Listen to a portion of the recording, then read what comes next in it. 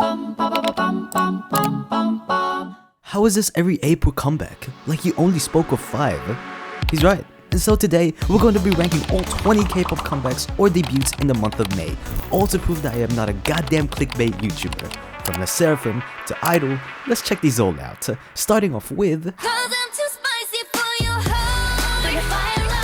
10 months after their last outing with girls, Aespa's highly anticipated comeback Psyche has arrived. What does it sound like?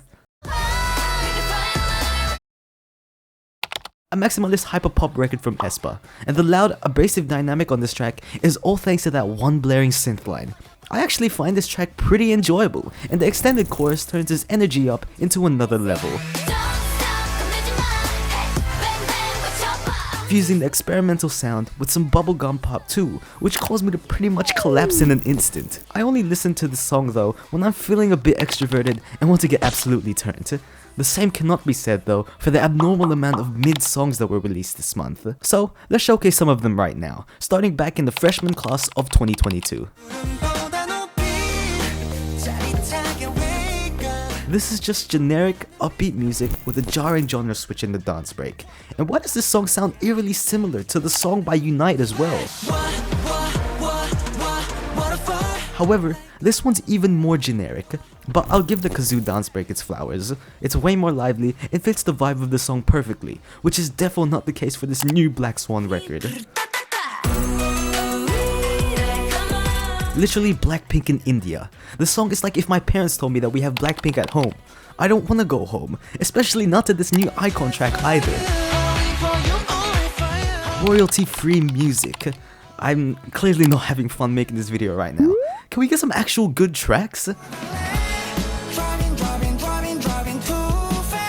Finally! Thank you, Ash Island. I've never heard of you before this, but this track, it reminds me of the indie rapper Aries, as the chorus is stuck ringing in my ears with his psychedelic hypnotic voice. This track heavily grew on me as I kept on listening to it, much like this new Japanese record from IVE.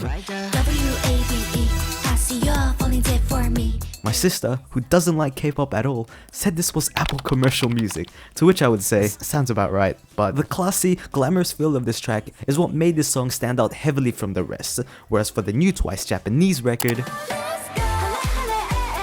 the Hale Hale is the only thing saving this painfully generic tropical record from Twice, and I think even Nayeon knows it too. Hopefully Nayeon knows as well that Lee Mujin dropped an absolute banger with this track. This one's for all the lovebirds out there. Don't worry Aespa fans, I don't think this one will be stealing your perfect all kill anytime soon, but you should definitely check this out for that classic K-drama soundtrack feel. But I know not everyone's gonna like this one right here, so you know what, let's go to an even more polarizing group in I-DLE's latest single. You're probably wondering why I'm not focusing on the title track Queen Card instead. It's because I don't care. However, the lyrics on this pre-single were hella relatable for me. The contemplative refrain on the hook hits hard, and the production sets a dreamy but also hopeful tone thanks to his main guitar riff.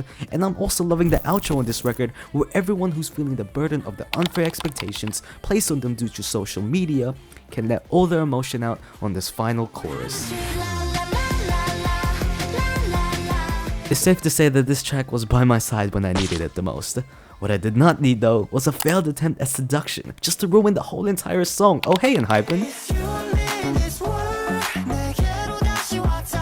Okay, I was exaggerating then, but still, the pre-chorus nonchalant delivery was definitely not needed for this more dark R&B record.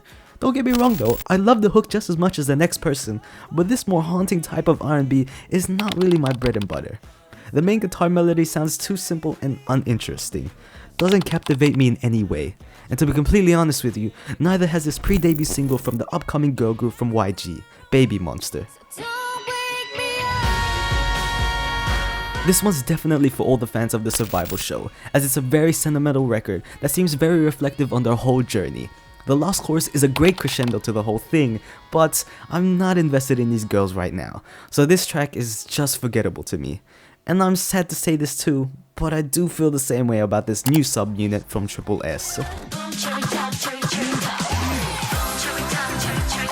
Normally, I'd love these 8-bit, innocent, cheerful tracks to death, but regardless of the song's positives, the unsatisfying chorus pushes me away from this track.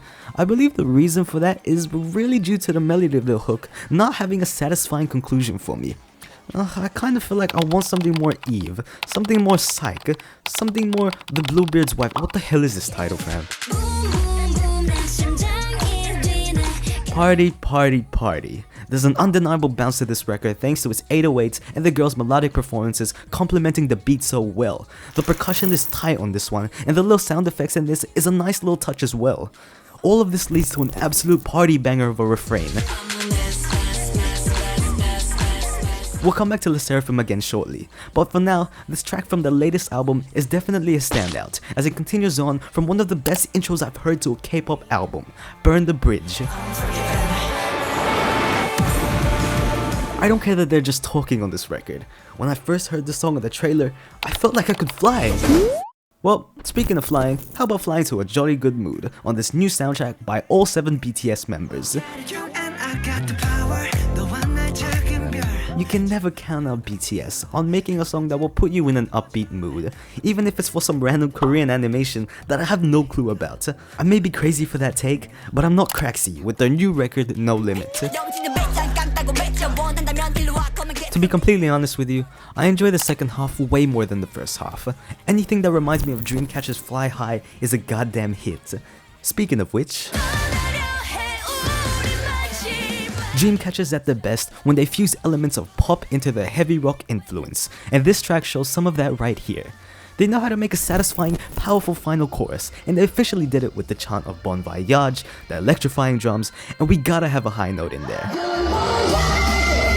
Initial thoughts on this one, it's pretty damn good.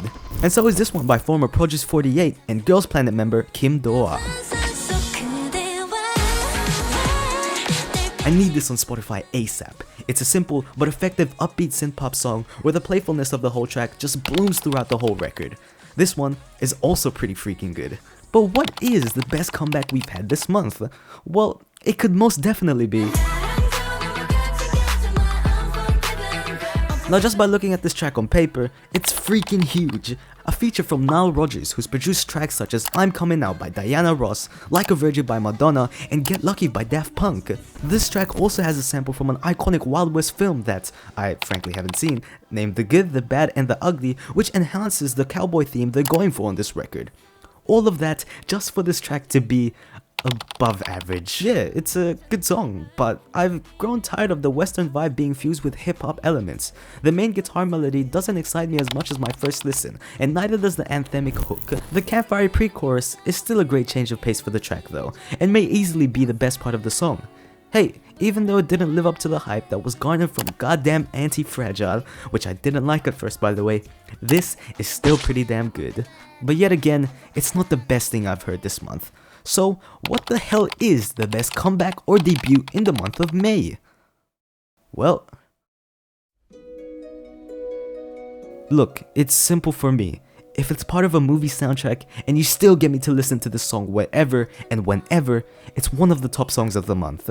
Danielle's performance in this song is what really brings this track to another level, as the way she's able to connect with the beat is a Disney princess worthy performance. This one line's my favorite from her. 뭐라 그러지? It's safe to say that Danielle's got something special here in this Little Mermaid Korean remake song, and out of all the 20 tracks that were released this month, a record perfectly encapsulating its original piece of work is the most memorable record of May.